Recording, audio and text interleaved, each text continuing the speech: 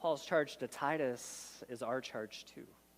To build a community where grace and love are visible, tangible, and alive in how we live, love, and serve together. So, church, in all of the ways that we can and do, let your life preach. Let your presence speak of grace. And live in such a way that the world sees Jesus.